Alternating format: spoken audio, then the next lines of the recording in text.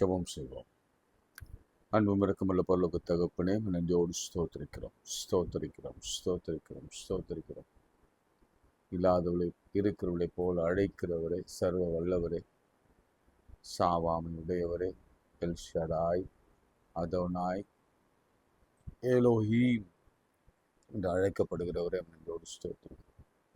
இயேசு என்ற நாமத்திற்கு நாங்கள் நன்றி சொல்கிறோம். பரிசுத்த ஆவியானவருக்கு நன்றி சொல்கிறோம். கர்த்தருடைய ஆவியானவருக்கு ஸ்தோத்திரம் செலுத்துகிறோம். உண்ண உணவும் உடுக்க உடையும் தங்க இருப்பிடம் தந்து நோய் இல்லாமல் காத்து கிருபைக்காய் ஸ்தோத்திரம். நான் நிற்பதும் நிர்மூலமாகாமல் இருப்பதும் கர்த்தருடைய கிருபையை உடைய இரக்கங்களுக்கு முடிவில்லை. அவர் காணுதோறும் புதிதாக இருக்கிறதுக்காய் ஸ்தோத்திரம். சேர்ந்து சொல்லுங்க. உன்னதமானவரின் மறைவில் இருக்கிறவன் சர்வ வல்லவரின் நிழலில் தங்குவான். நான் கர்த்தரை நோக்கி நீரின் அடைக்கலம், என் கோட்டை, என் தேவன், நான் நம்பியிருக்கிறவர். அவர் உன்னை வேடனுடைய கண்ணீருக்கும் பாழாக்கும் கொள்ளைநோக்கும் தப்புவிப்பார். அவர் தமது சிறகுகளால் உன்னை மூடுவார். சட்டின் கீழ் அடைக்கலம் புகுவாய். அவர் சத்தியம் உனக்கு பரிசையும் கேடகமாகும். இரவில் உண்டாகும் பயங்கரத்துக்கும் பகலில் பறக்கும் அம்புக்கும் இருளில் நடமாடும் கொள்ளை நோய்க்கும் மத்தியானத்தில் பாழாக்கும் சங்காரத்திற்கும் நீ பயப்படாதிருப்பார். ஆண்டவரே, இப்படிப்பட்ட ஒரு ஆசீர்வாதத்தோடு எங்களை தினந்தோறும் நடத்துகிற கிருபைக்காய் ஸ்தோத்திரம். நாங்கள் மரண இருளின் பள்ளத்தாக்கில் நடந்தாலும் பொல்லாப்புக்கு பயப்படும். தேவரீர் என்னோடு கூட இருக்கிறேன். இந்த கோலும் உடைய தடியும் எங்களை தேற்றும். யோசுவாவை பார்த்து நேற்று சொன்னார், நான் பலங்கொண்டு திடமனதாக இரு, பயப்படாதே, கலங்காதே, நீ போகும் இடமெல்லாம் உன் தேவனாகிய கர்த்தர் உன்னோடு கூட இருக்கிறார்.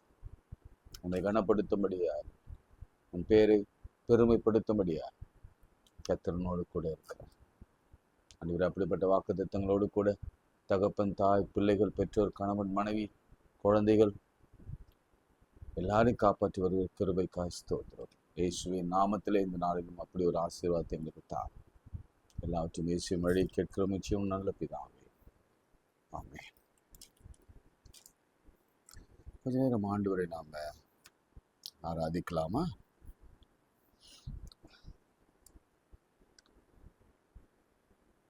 எபினேசரே, எபினேசரே, நாள் வரை நடத்தினரே. அந்த பாடலை பாடலாமா?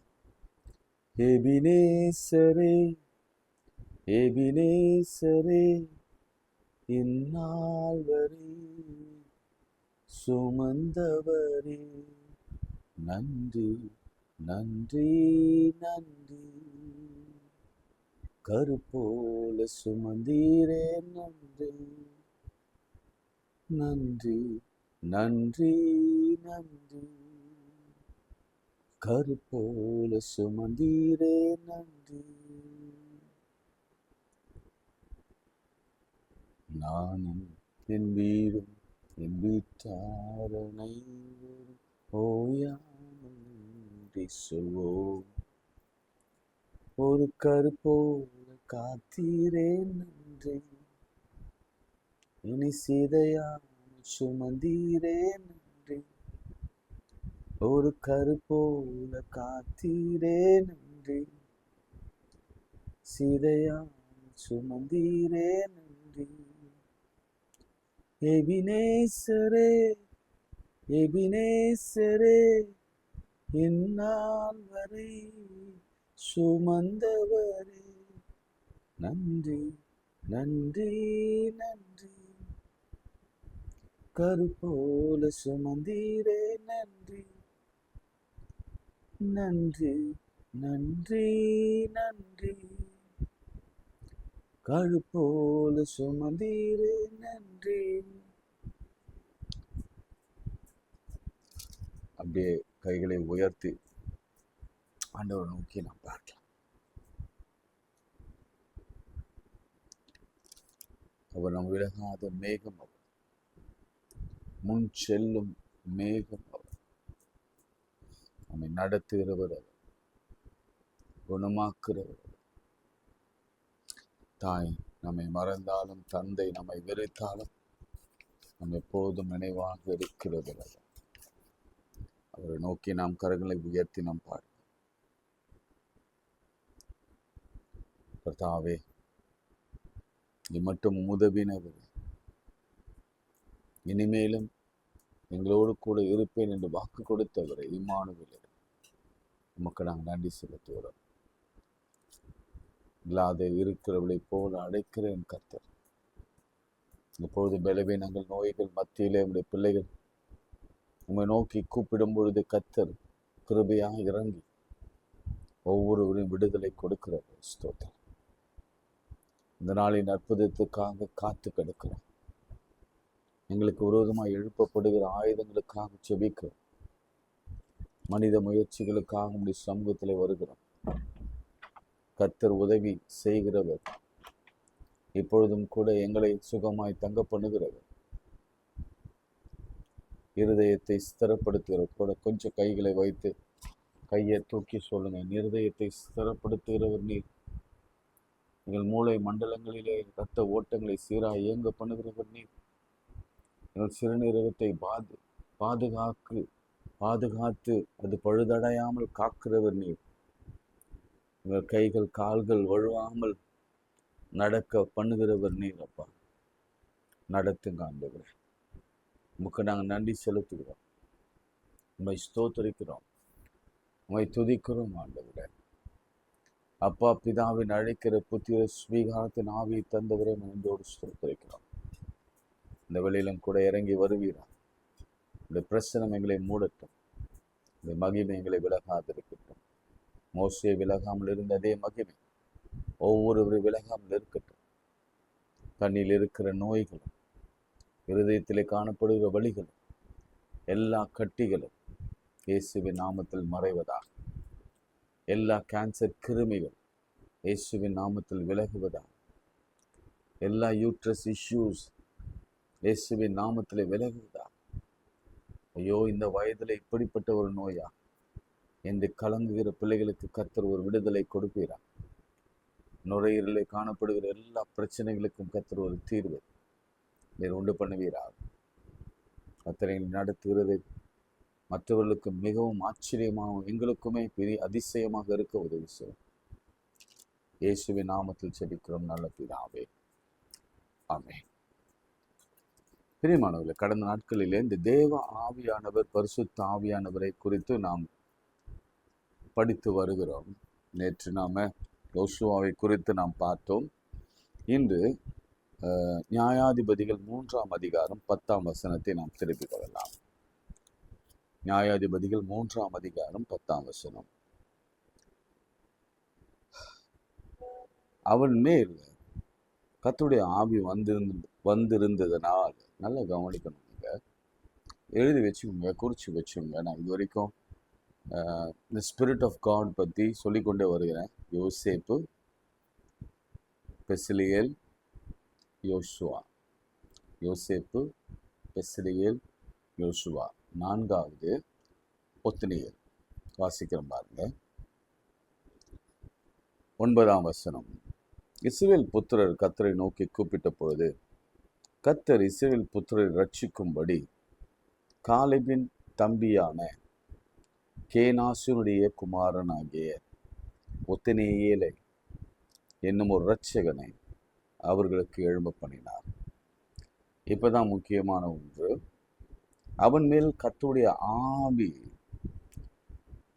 ஸ்பிரிட் ஆஃப் காட், தேவனுடைய ஆவி இருந்தது. பரிசுத்த ஆவி இருந்தது. பரிசுத்த ஆவியான உங்களிடத்தில் வரும்பொழுது நீங்கள் பலனடைந்து, பரிசுத்த ஆவி யோவேல்ல அவர் எல்லார் மேலும் பரிசுத்த ஆவியானவர் ஊற்றுவார். வாலிபர்கள், குழந்தைகள், இன்ஃபேக்ட் குழந்தைகள், பெண்கள், ஆண்கள், மூப்பர்கள், வாலிபர்கள். அந்த மாதிரி இங்க பழைய ஏற்பாட்டில இது 4வது நபர் இருந்ததுனாலே அவன் இஸ்ரவேலை நியாயம் விசாரித்து யுத்தம் பண்ண புறப்பட்டான்.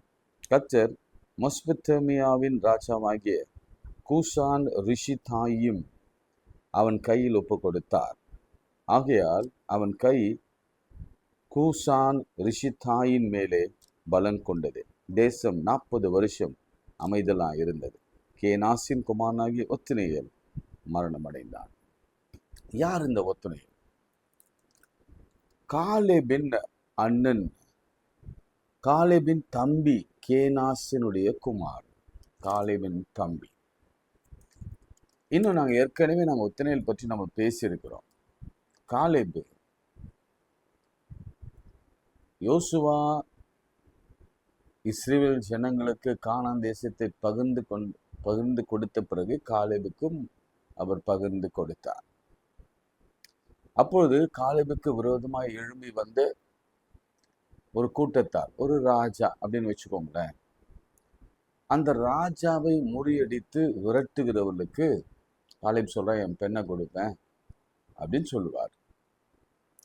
அப்போ இவர் தான், அவருடைய தம்பி மகன் தான் அந்த பகையாரைய துரத்திட்டு அந்த எளிமைய விரட்டிட்டு அவர்களை கொலை செய்துவிட்டு காலேபின் குமாரத்தியை திருமணம் செய்து கொள்வார்.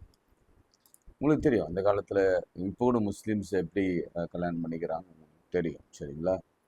ஸோ திருமணம் ஆன பிறகு காலேபின் குமாரத்தி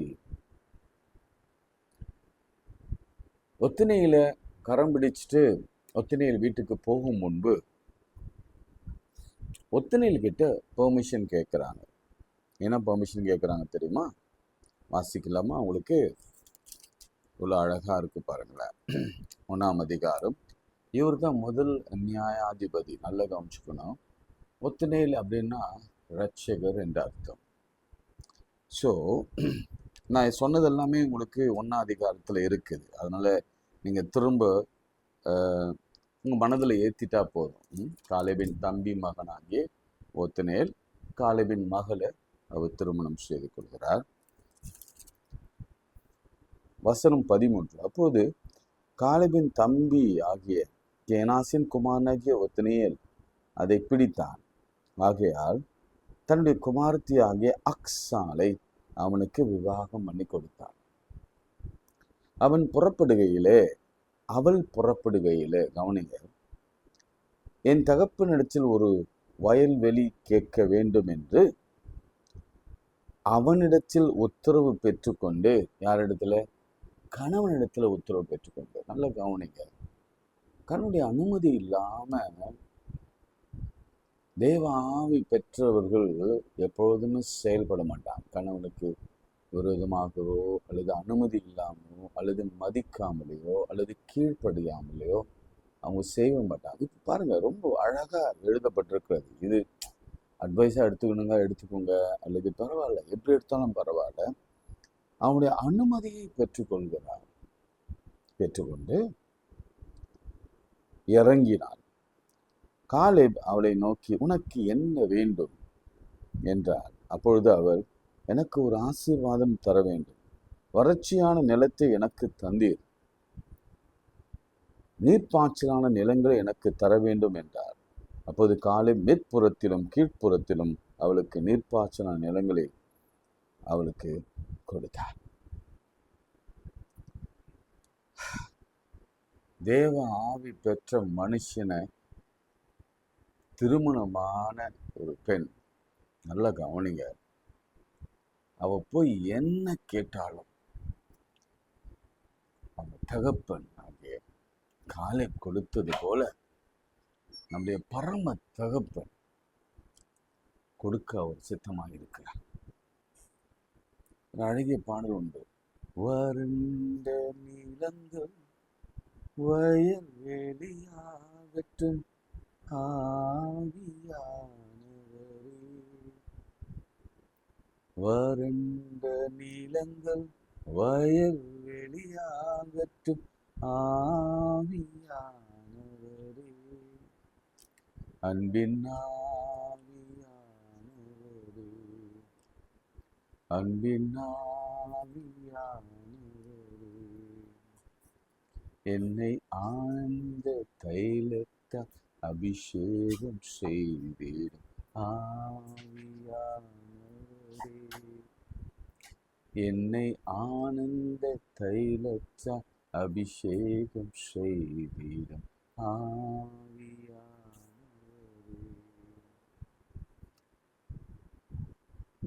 பாருங்க, தேவ ஆவி உள்ள மனுஷனுக்கு என்ன கொடுக்கப்பட்டது தெரியுமா? வறண்ட நிலங்கள் கொடுக்கப்பட்டது. கர்த்தர் அதை வயல் வெளியாக மாற்றினார். இன்றைக்கு நமக்கு வருகிற கர்த்தருடைய செய்தி என்ன தெரியுமா? உங்களுக்குள்ள தேவ ஆவியானவர் இருப்பாருன்னா, எல்லாருக்குள்ளும் இருக்கிறார். அதை நாம் அறிந்திருப்போம், நாம் அதை வளர்க்க முற்படுவோம், நாம் அதை அவித்து போடாமல் அதை இன்னும் எரிய வைப்போம்னா.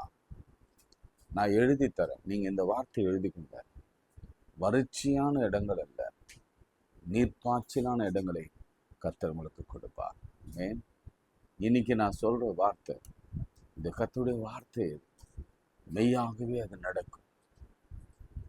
ஏன் நடக்கும், எப்படி நடக்கும், யாரால் நடக்கும், எப்படியோ நடக்கும். யார் வழியாவது உதவி வரும். அது தகப்பன் வீட்டாரால் இருக்கலாம், அல்லது தாய் வீட்டாராக இருக்கலாம், அல்லது மாமி வீடாக இருக்கலாம், அல்லது யாரோ ஒருவராக இருக்கலாம்.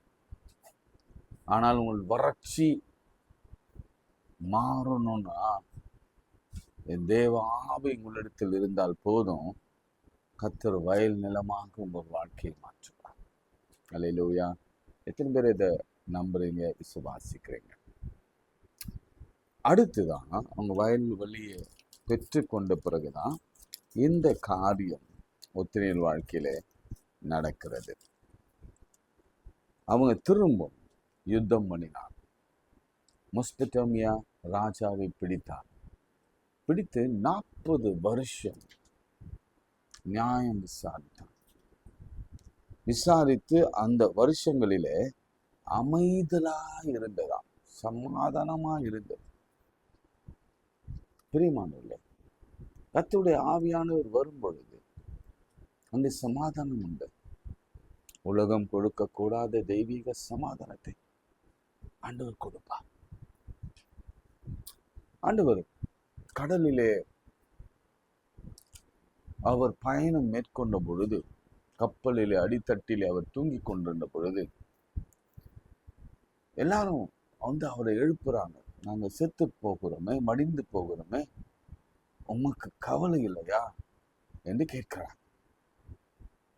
ஆண்டவர் எழுந்து என்ன செய்தார் தெரியுமா? நல்ல வாசு பார்த்தேன்னு அவங்களுக்கு தெரியும். அவங்கள கடிந்து கொண்டது அப்புறம்தான். அற்ப விசுவாசிகளே, ஏன் உங்களுக்கு விசுவாசம் இல்லாமல் போயிட்டு என்று சொன்னது அப்புறம்தான். ஆனா முதலாவது அவர் டீல் பண்ணது யார தெரியுமா? அலை, கடல், காற்று. அததான் புயலை அவர் அதட்டி அவர் சொன்ன வார்த்தை அமைதலாயிரு. காற்றே அமைதலாயிரு. இன்றைக்கு தேவ ஆவி உள்ள மனுஷனுக்கு ஆண்டவர் கொடுக்கிற, நீ எதை பார்த்து நீ கலங்க வேண்டிய அவசியம் இல்லை. நீ போகிற யாத்திரையில நான் உன்னோடு கூட இருக்கிறேன். நீ காற்றை கண்டு அஞ்ச வேண்டாம், கடலை கண்டு அஞ்ச வேண்டாம், கடல் அலையை குறித்து நீ கவலைப்பட வேண்டாம். நான் செத்து போயிடுவனும் என்று நீ அஞ்சவே வேண்டாம். எனக்கு ஏதாவது நேர்ந்திருமோ என்று நினைக்க வேண்டாம். ஏன்னா பரிசுத்த ஆவியானவரும் ஆண்டவரும் நம்மோடு கூட இருக்கும் பொழுது நாம் எதற்கும் அஞ்ச வேண்டிய அவசியம் இல்லை. நம்பிக்கையுள்ளவர்களா இருங்க, நம்பிக்கையா இருங்க. இங்க ஒரு துணையலுக்கு தேவ ஆவியானவர் நோடு இருந்ததுனாலே அவன் போகிற இடமெல்லாம் கர்த்தர் அவனுக்கு வெற்றி கொடுத்தான். முதல்ல ஒரு 1ஆம் அதிகாரத்துல ஒரு வெற்றியை பார்க்கிறோம், 3ஆம் அதிகாரத்துல ஒரு வெற்றியை பார்க்கிறோம். ரட்சகன் அப்படின்னு வரும் பொழுது நாம அப்படியே யார்கிட்ட போகணும்னா என் ஆண்டவராகிய இயேசுவினிடத்துல தான் போகணும். அந்த ரட்சகன் அந்த காலகட்டத்துல ஒரு 40 ஆண்டு காலம் ஒருவேளை நியாயம் விசாரிக்கவும் அந்த எதிராளிகளிடத்திலிருந்து பாதுகாக்கவும் கர்த்தர் அவனை ஒரு இன்ஸ்ட்ருமெண்டா, தேவ ஆவியுள்ள இன்ஸ்ட்ருமெண்டா பயன்படுத்தினார். ஆனா சதா காலங்களிலும் நம்ம பாதுகாக்கும்படியும் நமக்கு வெற்றி கொடுக்கும்படியும் தோல்வியே இல்லாத ஒரு வாழ்க்கை, வியாதியே இல்லாத ஒரு வாழ்க்கை, வாதி இல்லாத ஒரு வாழ்க்கை, தரித்திரமே இல்லாத ஒரு வாழ்க்கை, கண்ணீரே இல்லாத ஒரு வாழ்க்கை, கவலையே இல்லாத ஒரு வாழ்க்கை கொடுக்க முடியும்னா நம்ம ரட்சகர் இயேசு கிறிஸ்துவினாலே மாத்திரம்தான் உண்டு. நான் உங்களை திக்கற்றவளாய் விடேன் என்று சொன்னவர். நான் போறேன், ஆனால் உங்களுக்காக ஒரு தேற்றுவானனை பரிசுத்த ஆவியானவரை அனுப்புகிறேன். அவர் உங்களை சகல சத்தியத்துக்குள்ளும் வழி நடத்துவார். அதுதான் உண்மையான செய்தி.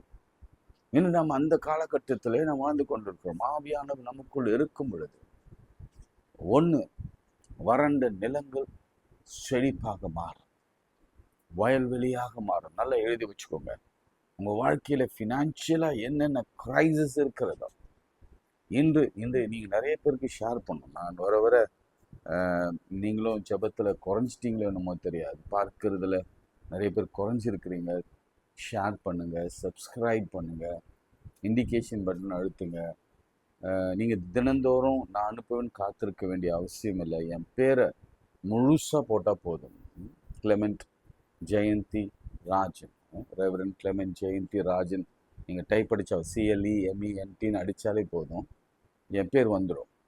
வந்துட்டா டுடே நியூ வீடியோ அப்படின்னு இருக்கும். நீங்கள் சொல்லுங்கள்.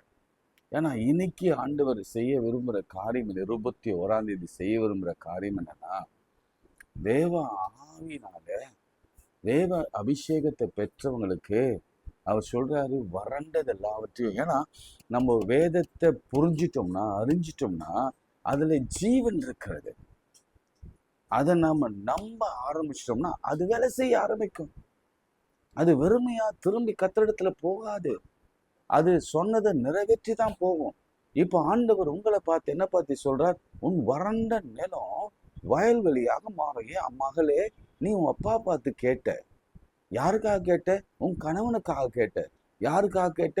உன் பிள்ளைக்காக கேட்ட. அதுல தேவ ஆவி பெற்றிருந்தது யாருன்னா கணவன் தான் பெற்றிருந்தான். மனைவியும் சேர்ந்து இருவருக்கும் ஒரு பெரிய ஆசீர்வாதத்தை காலை கொடுத்தார். ரெண்டாவது எத்தனை எதிரிகள் வந்தால், எத்தனை போராட்டங்கள், எத்தனை வியாதிகள், எத்தனை மரண இருள்கள், எத்தனை கஷ்டங்கள் வந்தாலும், எத்தனை நோய்கள் வந்தாலும், எத்தனை அவமானங்கள் வந்தாலும், எத்தனை நிந்தைகள் வந்தாலும் ரட்சகர் நம்மோடு இருப்பாருன்னா நாம அதிசீக்கிரத்துல நம்ம உபத்திரவம் நீங்கி நாம் சுகமாயிருப்போம். எழுதி வச்சுக்கோங்க, அமைதலான ஒரு ஜீவன். என் ஜனம் சமாதான தாவரங்களிலும் நிலையான வாசஸ்தலங்களிலும், நல்லா எழுதி வச்சுக்கோங்க, என் ஜனம் சமாதான தாவரங்களிலும் நிலையான வாசஸ்தலங்களிலும் அமைதியாய் தங்கும் இடங்களிலும் குடியிருக்கும். நம்ம குடியிருப்பை பத்தி கத்து சொல்கிறேன். உனக்கு ஒரு வீட்டை கொடுப்பா, வாதை இல்லாத ஒரு வீட்டை கொடுப்பா. வாதை நம் வாசலுக்குள் வராது, பொல்லாப்பு உனக்கு நேரிடாது, வாதை உன் கூடாரத்தை அணுகாது. தேவ ஆவி உள்ள மண்ணிடத்துல அது நடக்கும். சின்ன சின்ன வியாதிகள் வரும், போதும். வயிற்று வலி, தலைவலி, உடல் வலி, இதெல்லாம் ஆர்டினரி விஷயம். ஆனா பெரும் வியாதி என்று சொல்லப்படுகிற திடீரென்று வருகிற பிரச்சனை, காலங்காலமா இருக்கிற பிரச்சனைகள், அது அவ்வளவுதான், இனி நம்ம லைஃப் லாங் அப்படின்னு நினைக்கிறோமே, அந்த வியாதிகள் நிச்சயம் வராது. ஆண்டவர் எல்லாத்துக்கும் ஒரு முற்றுப்புள்ளி வைப்பார், ஒரு அமைதலை கொடுப்பார். இன்னைக்கு ரெண்டாவது விஷயம் வெற்றி, சக்சஸ். தானியேலின் காரியம் முடிந்தார், அது ஜெயமாய் முடிந்தது அப்படின்னு சொல்லிட்டு மூணாவது சொல்றாரு, நீங்க அமைதலா இருப்பீங்க, பீஸ்ஃபுல்லா உங்க லைஃப் இருக்கும். எத்தனை ஆச்சரியம் பாருங்க. தேவாவை பெற்ற மனுஷன் எப்பவுமே சமாதானமா இருப்பான். உங்களுக்கு கொஞ்சம் அது ஒருவேளை தேவாவி இல்லைன்னா உண்மையாகவே நாமெல்லாம் இந்த மென்டல் இப்போ இருக்கிற காலகட்டத்தில், இந்த கடைசி காலத்துல வேறுபட்ட குழப்பங்களும் பிரச்சனைகளும் வியாதிகளும் எதிரிகளும் எதிர்ப்புகளும் அதாவது கெட்ட எண்ணங்களும் உள்ள மக்கள் வாழ்கிற சூழலில் நம்ம பயங்கர ப்ரெஷர்ல எப்பொழுதோ நமக்கு பல பிரச்சனைகள் வந்திருக்கும். ஆனால் தேவாவியானவர் எல்லாவற்றையும் சாந்தப்படுத்தி, கூழ்படுத்தி, எல்லாவற்றையும் சரிப்படுத்தி, நம்முடைய எல்லையிலே காணப்படுகிற எல்லா காரியங்களையும், விரோதிகளையும், எல்லா எதிரிகளையும், எல்லா பொல்லாப்புகளையும், எல்லா எதிர் வல்லமைகளையும், ராஜாக்களையும், மெஸ்பத்தோமியா ராஜா அப்படிப்பட்ட எதிர் வல்லமையிலிருந்து நமக்கு ஜெயத்தை கொடுத்து நம்முடைய வாழ்க்கையை அமைதியாய் ஜீவனம் பண்ணும்படியாய் கிருபை செய்வார். நீ சமாதானத்தோடு போ, சமாதானத்தோடு வீட்டுக்கு போமா. யாரை பத்தி சொன்னாரு? 12 வருடமா இருந்த ஒரு பெண், உன் வேதனை நீங்க சுகமாயிரு, சமாதானத்தோடு போ. இது வரைக்கும் நீ சமாதானம் இல்லாம இருந்த, பயப்படாதேன்னு சொன்னாரு அந்த எவீரவை பார்த்து. ஆனா இந்த பெண்ணை பார்த்து சொல்றாரு, சமாதானத்தோடு போ. ஒரு வியாதி இருந்தா சமாதானம் கெட்டு போகும், சமாதானம் இல்லாமல் போகும். என் ஆண்டவர் சொல்ல, நீ சமாதானத்தோடு போ, உன் வேதனை நீங்கி, அடுத்து உன் வேதனை நீங்கி நீ சுகமாவாய். இன்றைக்கு எழுதி வைத்துக் கொள்ளுங்க.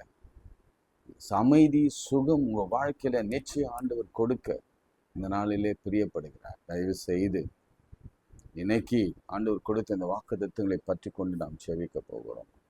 நாம் சேர்ந்து கண்களை மூடி நம்ம ஆண்டவரை நோக்கி நாம் பார்க்கலாம். Thank you Lord. இந்த நல்ல வேலைக்காக நன்றியோடு ஸ்தோத்திரிக்கிறோம்.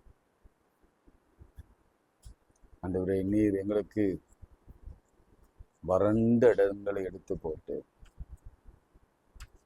வயல்வெளியை கொடுக்கிறதே, பசுமையான இடங்களிலே எங்களை தங்க பண்ணுகிறவர். சேர்ந்து சொல்லுங்க, நான் புல்லுள்ள இடங்களில் மடக்கி அமர்ந்த தண்ணீரனை என்னை கொண்டு போய் விடுகிறார். என் ஆத்மாவை தேற்றி தமது நாமத்தை நிமித்தம் என்னை நீதியின் பாதையில் நடத்துகிறார். அப்படிப்பட்ட ஒரு வாழ்க்கை. நான் சமாதான தாபரங்களில் வாழ்வேன். சமாதானத்தோடு போ, உன் வேதனை நீங்க சுகமாக இருந்த வார்த்தையின்படியே நான் நடப்பேன். எனக்கு சமாதானம், மிகுந்த சமாதானம். இயேசு உயிர் தெரிந்த பிறகு அவர் எல்லாரிடத்திலும் எல்லாரையும் பார்த்து சொன்ன விஷயம், மரியாதை பார்த்து, தாயாரை பார்த்து, பேதுருவை பார்த்து, ரெண்டு சிநேகிதர்கள் எம்மாவூருக்கு போன ஒரு ஃபேமிலி, மேபி ஹஸ்பண்ட் அண்ட் ஒய்ஃபாக இருக்கலாம், அவங்கள பார்த்து சொன்ன சமாதானம், சமாதானத்தோடு போங்க. இந்த சமாதானத்தை கர்த்தர் கொடுக்க விரும்புகிறார். ஆண்டவரே, இப்பொழுதும் எங்களுக்கு அப்படி ஒரு சுகத்தையும் ஆரோக்கியத்தை கொடுத்து ஆசீர்வதிங்க. ஆண்டவரே, இந்த ஊழியத்தை ஆசீர்வதி. இதில் அநேகர் பங்கு பெற்று ஆசீர்வாதம் பெற்றுக்கொள்ள உதவி செய்யும். இந்த ஊழியத்தை உலகம் இங்கும் எடுத்து போங்க. இதை பார்க்கிற எல்லா குடும்பங்களிலும் ஐஸ்வர்ய சம்மனர் ஆசீர்வாதத்தை கொடுக்கட்டும். வறண்ட இடங்கள் எல்லாம் வயல்வெளியாக மாறட்டும், செழிப்பாக மாறட்டும். ஆண்டவரே, வெற்றி அவங்க வாழ்க்கையில உறுதி செய்யப்படட்டும். தோல்வி இல்லை எனக்கு என்று சொல்லட்டும். அமைதலான ஒரு ஜீவியத்தை தந்த ஆசீர்வாதம் இயேசுவின் நாமத்தில் ஜெபிக்கிறோம் நல்ல பிதாவே, ஆமென். நமது ஆண்டவராகிய இயேசு கிறிஸ்துவின் கிருபை, பிதாவாகிய தேவனுடைய அன்பு, பரிசுத்த ஆவியின் ஐக்கியம் நம் அனைவரோடும் என்றும் சதா கல்லளைத்திருப்பதாக. ஆமென். God bless.